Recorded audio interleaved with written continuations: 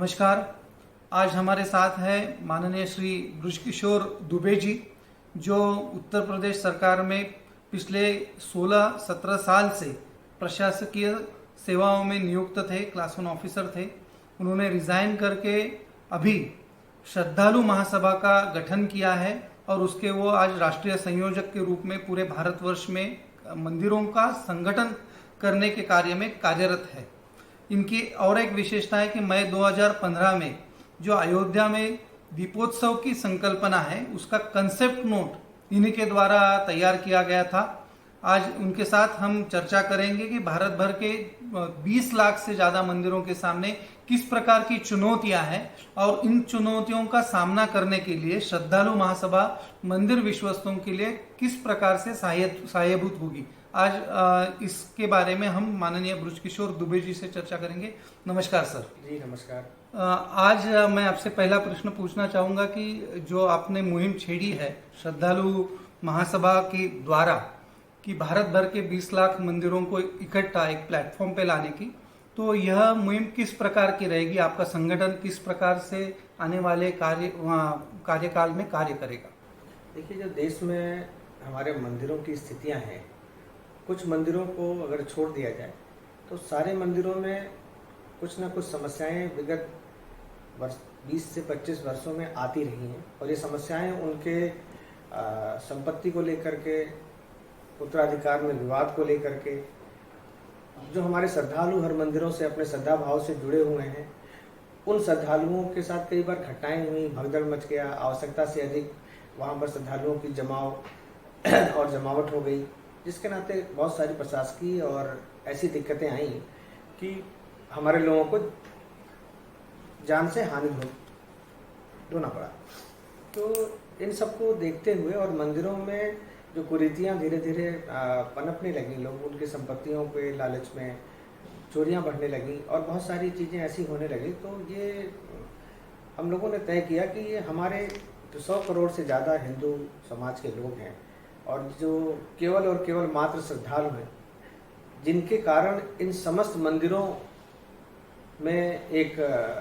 चैतन्यता रहती है, जिनके कारण इन समस्त मंदिरों का एक, जिसको आज की भाषा में कहें कि उनकी रेटिंग अप एंड डाउन होती है कि किस मंदिर में कितने ज़्यादा श्रद्धालु और कितना चढ़ावा और क्या चीज़ें,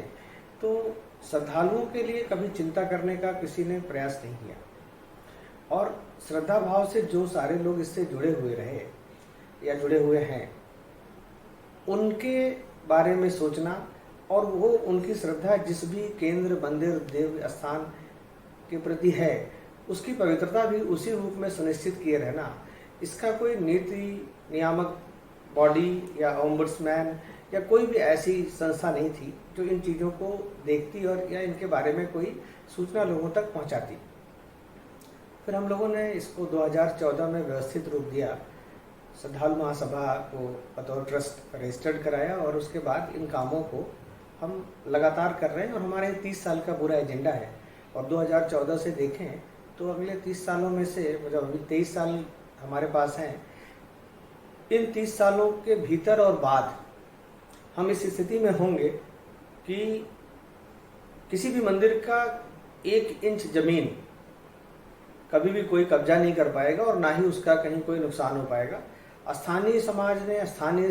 व्यक्तियों ने, स्थानीय लोगों ने, स्थानीय ट्रस्ट ने जैसे भी उस मंदिर की नींव रखी होगी या जिस रूप में उसका संचालन का सोचा रहा होगा, उसी रूप में उसका संचालन होगा। वह किसी की व्यक्तिगत संपत्ति के रूप में कभी भी नहीं जाएगी और ना ही किसी सरकार में इतनी हैसियत होगी कि किसी मंदिर को कोई कब्जा कर ले। हम मंदिरों के सरकारीकरण के भी खिलाफ हैं। मंदिर स्थानीय हिंदू समाज के लोगों द्वारा स्थानीय जरूरतों के हिसाब से उसकी स्थापनाएं विभिन्न समयों में की गई हैं और जिस उद्देश्य को लेकर के जिस मंदिर की स्थापना और प्रतिष्ठा हुई है, वो उसी उद्देश्य के लिए काम करे, ऐसा श्रद्धालु महासभा का सोचना है। और हर मंदिर का अपना एक अलग संस्कृति है, हर मंदिर के अपने एक अलग लोकाचार हैं, हर मंदिरों से जुड़े हुए अपनी एक संस्कृतियां हैं, आसपास के स्थानीय संस्कृतियां हैं, स्थानीय खान पान है, स्थानीय पूजा पाठ के विभिन्न तरीके के कर्मकांड हैं, लेकिन सबके बीच में जो कॉमन है वो है कि मंदिर की शुचिता और पवित्रता। हमारा श्रद्धालु महासभा का काम यही है कि कि मंदिर के संचालन में शुचिता और पवित्रता रहे, उसके साथ जो अनुष्ठान में लगे हुए पुजारी हैं, संत समाज के लोग हैं, विभिन्न प्रकार के लोग हैं, वो भी एक निर्धारित शुचिता के मानदंड का पालन करें, क्योंकि मंदिर से ही संस्कार समाज में जाते हैं। और हम मंदिरों को एक बेहतरीन संस्कारशाला के रूप में जैसे पहले देखते थे वैसा ही देखना चाहेंगे। श्रद्धालु महासभा इसी निमित्त कार्य कर रही है। जी, और एक प्रश्न था कि आज मंदिरों के सामने एक बड़ी चुनौती है कि बहुत बार रोज के अखबार में हम न्यूज़ पढ़ते हैं कि एक मंदिर पे हमला हुआ, किसी मंदिर को तोड़ा गया। जैसे कुछ साल पहले गोवा में 139 से ज़्यादा मंदिरों के ऊपर हमले हुए, जहाँ पे बहुत सारे मूर्ति भंजन के प्रकार हुए। आज बांग्लादेश में भी इसी प्रकार से हिंदुओं के मंदिर तोड़े जा रहे हैं। तो एक तरह से आज मंदिर असुरक्षित बन गया है पूरे देश भर का। तो इसके बारे में श्रद्धालु महासभा की क्या भूमिका रहेगी और इसके ऊपर क्या इसके बारे में श्रद्धालु महासभा बेहद गुस्से में है और एकदम स्पष्ट मानना है श्रद्धालु महासभा का कि हमारे हिंदू समाज के मंदिरों पे जो ये हमले हो रहे हैं या हमले कराए जा रहे हैं, इसके पीछे हिंदू समाज की शक्ति को संगठित होने से रोकना, हिंदू समाज का जो मैसेज है दुनिया में शांति, अमन और विद्वता और पवित्रता का संदेश देने का, उससे शक्तियां डरी हुई हैं। उनका अपना धार्मिक प्रचार प्रसार का कार्यक्रम नहीं हो पा रहा है। उनके अपने धार्मिक प्रचार प्रसार के कार्यक्रमों को धक्का लगा है, जो जितनी आसानी से वो यहाँ के भोले भाले लोगों को बरगला करके उनका धर्मांतरण करा रही थी। अब पिछले 7 सालों में कुछ ऐसी परिस्थितियां उत्पन्न हुई हैं कि उनका वो ठग करके धर्मांतरण कराने का जो कार्यक्रम है या बलपूर्वक धर्मांतरण कराने का जो कार्यक्रम है, उसको ठीक से धक्का लगा है। ऐसी स्थिति में पश्चिम बंगाल से लेकर के और गोवा, केरल या विभिन्न ऐसी जगहों पर जहाँ पे धर्मांतरण एक प्रखर रूप में लगातार चल रहा था, नॉर्थ ईस्ट के भी सारे राज्य उसमें मैं बोलना चाहूँगा, उन समस्त स्थानों पर हमारे हिंदू मंदिरों के ऊपर न केवल हमले कराए जा रहे हैं, मूर्तियों की चोरी कराई जा रही है एवं हमारे पुजारियों के ऊपर भी हमले करा करके उनको आतंकित करने का प्रयास किया जा रहा है। श्रद्धालु महासभा अपने 100 करोड़ से ज़्यादा हिंदू श्रद्धालुओं के माध्यम से एकदम सख्त चेतावनी देती है कि हम इसका ठीक से उचित प्रतिकार करेंगे और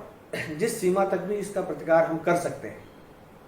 मर्यादा में रहते हुए हम उस सीमा तक इसका प्रतिकार करेंगे। और सबसे पहले मैं भारत सरकार और स्थानीय समस्त राज्य सरकारों से ये बात कहना चाहूँगा कि वो अपने अपने राज्यों में मंदिरों की सुरक्षा और मंदिर से जुड़े लोगों की सुरक्षा के बारे में एक स्पष्ट नीति बनाएं। इसमें और एक चुनौती आज भारत भर के मंदिरों के सामने है कि कुछ वामपंथी संगठन भारतीय मंदिरों में, जो भी भारत के या पूरे देश के मंदिर हैं, इनकी हजारों सालों से चल रही परंपराओं का भंजन करने हेतु एक सुनियोजित षड्यंत्र का निर्माण कर रही है। चाहे वो सबरीमाला में हमने पुरुषों के, महिलाओं के प्रवेश के बारे में देखा होगा, या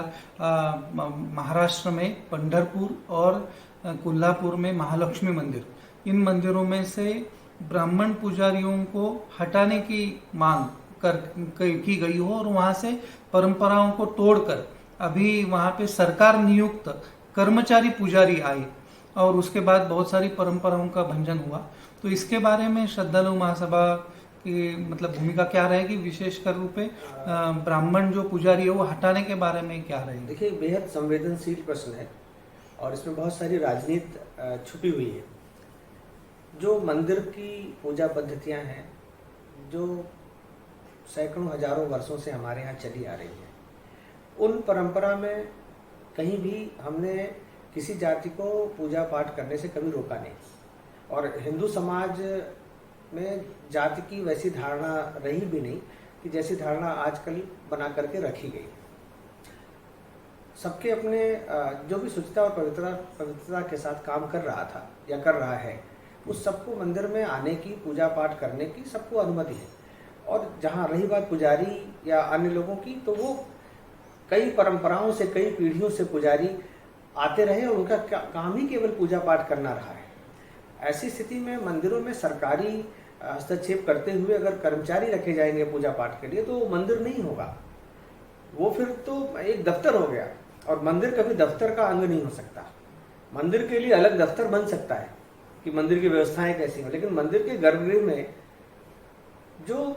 हजारों वर्षों से जो परंपरा चली आ रही है, उन्हीं परंपराओं के तहत ही पूजा पाठ किया जा सकता है। कोई भी किसी भी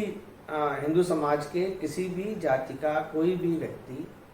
पूजा पाठ गर्भगृह में रह के कर सकता है, यदि वह निर्धारित योग्यता उन परंपराओं के आधार पे